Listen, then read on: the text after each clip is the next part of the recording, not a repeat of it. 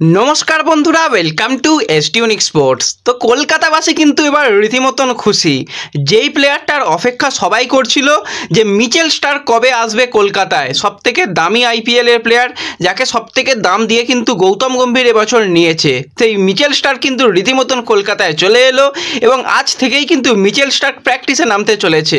তো কালকে তোমাদের জানিয়েছিলাম কেকেআর এর একটা প্র্যাকটিস ম্যাচ রয়েছে, তো সেখানে তো বেশ কিছু প্লেয়ার তাণ্ডব চালিয়েছে। টিপিল আর জুটি কিন্তু বলতে গেলে একদম আগুন ঝরিয়ে দিয়েছে ব্যাটিংয়ের। দুর্দান্ত ব্যাটিং করেছে রাসেল, রিঙ্কু, রানারা। এছাড়া কিন্তু বল হাতেও কামাল করে দিয়েছে বরুণ চক্রবর্তীর মতন প্লেয়াররা। তো পুরো ম্যাচে কীরকম কে কী পারফরমেন্স করেছে, নতুন ওপেনার জুটি কীরকম হতে চলেছে কেকেআরের, সমস্ত নিয়েই আমরা আলোচনা করব এই ভিডিওতে। তাই ভিডিওটা শুরু থেকে শেষ পর্যন্ত দেখার অনুরোধ করলাম। আর ভিডিও ভালো লাগলে ভিডিওতে লাইক দিয়ে চ্যানেলটাকে সাবস্ক্রাইব করে নিও।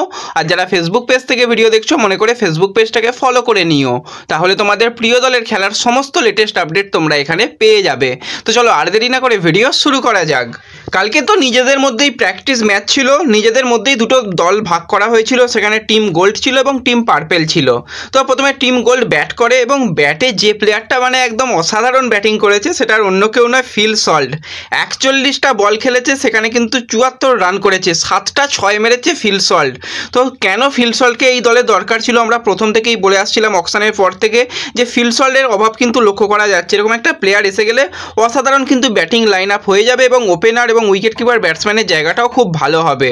আর বর্তমানে যে টি-20 নাম্বার 2 ব্যাটসম্যান তাকে তো দরকার, তো সেই জালোয়াটা কিন্তু কালকে দেখিয়ে দিল ফিল সল্ট। 74 রানের একটা অসাধারণ ইনিংস। তো তারপরে যদি ব্যাটে থাকতো 100 মোটামুটি করে ফেলতো যেরকমভাবে সে শুরু করেছিল। তো তার কিন্তু সঙ্গ দিয়েছিল ভেঙ্কটেশ আইয়ার। 15 বল খেলেছে, সেখানে 19 রান করেছে, একটা মাত্র 6 মারতে পেরেছিল। মানিশ পান্ডে নেবে কিছুটা হতাশ করেছিল, 2 বল খেলে 0 রানেই কিন্তু আউট হয়ে যায়।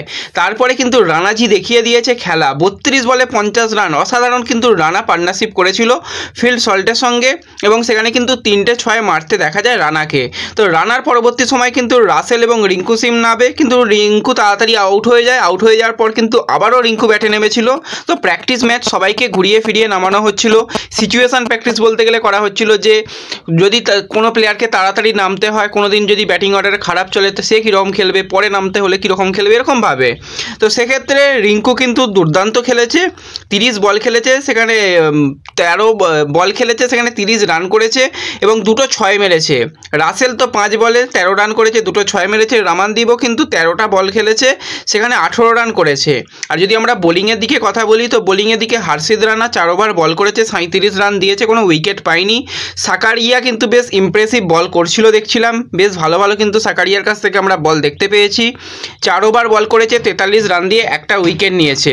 অনুকূল রয় 4 ওভার বল করেছে, 55 রান দিয়ে একটা উইকেট নিয়েছে। বরুণ চক্রবর্তী কিন্তু মানে জোড়া উইকেট পেয়েছে, তো 4 ওভার বল করেছে, 40 রান দিয়ে 2টো উইকেট পেয়েছে। শ্রেয়াস শর্মার কিন্তু খুব একটা বোলিং ভালো হয়নি।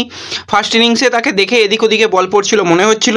তো শ্রেয়াস শর্মা কিন্তু 4 ওভারে 58 রান দিয়েছে, কোনো উইকেট পায়নি। তো ফার্স্ট ইনিংয়ের শেষে কিন্তু আমরা দেখতে পাই 20 ওভারের শেষে 237 রানে 4টে উইকেট পড়ে।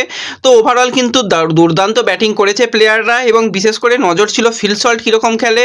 তো প্র্যাকটিস ম্যাচেই কিন্তু ফিল সল্ট দুর্দান্ত খেলেছে এবং সকলের মন জয় করে নিয়েছে। তো ওপেনারে যে ফিল সল্ট নামছে এটা মোটামুটি চূড়ান্ত হয়ে গেছে। তো তার পাশে কে খেলবে সেটাই হচ্ছে একটা প্রশ্নর ব্যাপার ছিল। তো সেক্ষেত্রে টিম পার্পেল যখন ব্যাট করেছে সেখানে কিন্তু যথেষ্ট সকলকে ইমপ্রেসিভ করেছে অঙ্কুরিশ রঘুবংশী। 27 বল খেলেছে, 48 রান করেছে এবং ক্লাসিক কিছু শট খেলেছে, সেখানে একটা 6 মারতে দেখা গেছে।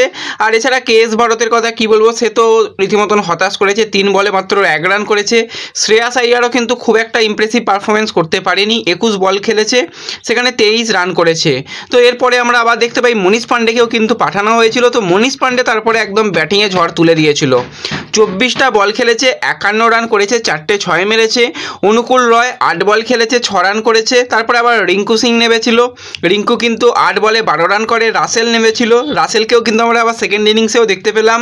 রাসেল কিন্তু 14 বলে 35টা রান করেছে এবং 4টে 6 মেরেছে। ভেঙ্কটেশ আইয়ার কিন্তু ফিনিশার হিসাবে হেভি খেলে দিয়েছে, ভেঙ্কটেশ আইয়ার 11 বলে 27 রান করেছে, 2টো 6 মেরেছে। রামানদীপও কিন্তু 4 বলে 16 রান করেছে, 2টো 6 মেরেছে।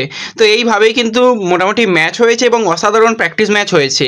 খুব তাড়াতাড়ি আমরা আবার দ্বিতীয় প্র্যাকটিস ম্যাচও দেখতে পাবো, ডেট জানা গেলে তোমাদের জানিয়ে দেবো। এছাড়া কিন্তু আজকে সন্ধ্যের দিকে কেকেআরের সমস্ত সোশ্যাল মিডিয়া পেজে একটুখানি নজর রেখো। আজকে কেকেআরের নতুন জার্সি উদ্বোধন হবে। মিচেল স্টার্ক এসে গেছে, তাকে দিয়েও তো জার্সি উদ্বোধন করানো যেতে পারে, এরকম একটা সম্ভাবনা রয়েছে। তো মিচেল স্টার্কও এসে গেছে, তোমরা কতটা খুশি কমেন্টে জানিও। আর কেকেআর এবং আইপিএলের সমস্ত আপডেট পেতে কিন্তু অবশ্যই চ্যানেলটাকে সাবস্ক্রাইব করে নিও। তো দেখা হচ্ছে পরবর্তী ভিডিওতে।